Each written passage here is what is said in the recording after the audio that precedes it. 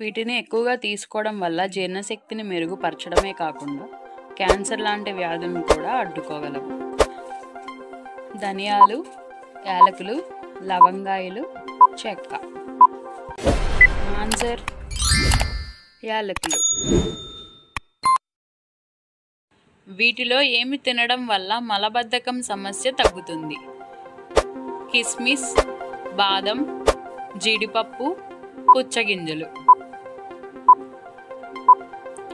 Answer కిస్మిస్. ఈ గింజలను నీటిలో నానబెట్టి తాగితే శరీరంలోని వేడి తగ్గుతుంది.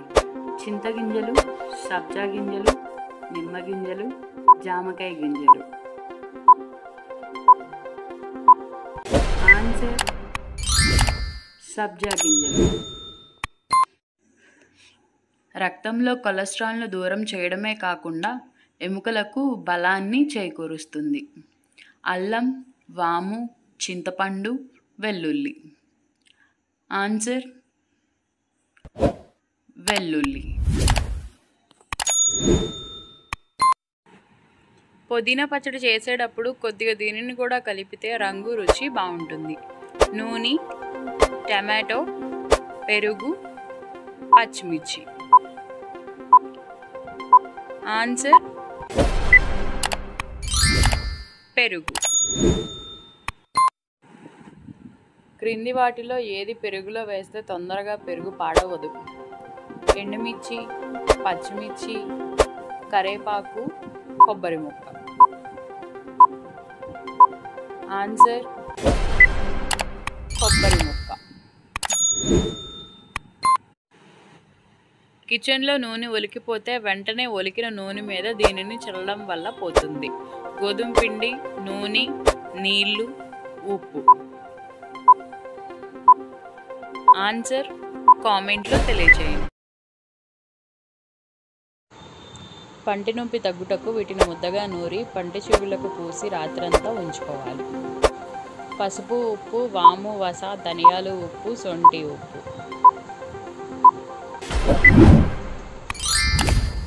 వాము, వస.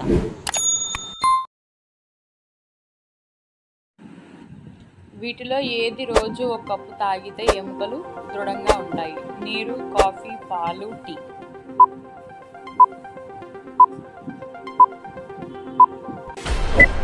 ఆన్సర్ పాలు. డబ్బాలో కందిపప్పు త్వరగా పాడవకుండా ఉండాలంటే దానిలో ఏది ఉంచాలి?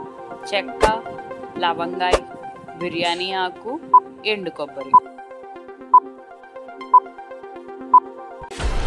ఆన్సర్ ఎండు కొబ్బరి. ఈ ఆకులను కషాయంగా చేసి పుక్కిలిస్తే చిగుళ్ళ నొప్పులు, దంతాల నొప్పుల నుంచి ఉపశమనం లభిస్తుంది. బొప్పాయి ఆకు, నారింజాకు, కొత్తిమీర, అరటిపండు ఆకు. ఆన్సర్ కొత్తిమీర.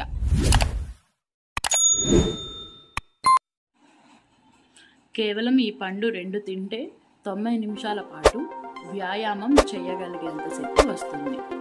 యాపిల్ పండు, అరటిపండు, నారింజ పండు, జామ పండు. ఆన్సర్ అరటిపండు.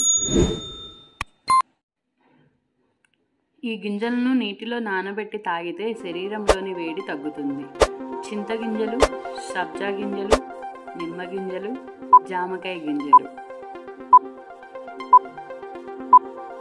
ఆన్సర్ సబ్జా గింజలు. కేవలం ఈ పండు 2 తింటే 90 నిమిషాల పాటు వ్యాయామం చేయగలిగేంత శక్తి వస్తుంది. యాపిల్ పండు, అరటిపండు, నారింజ పండు, జామ పండు. ఆన్సర్ అరటిపండు.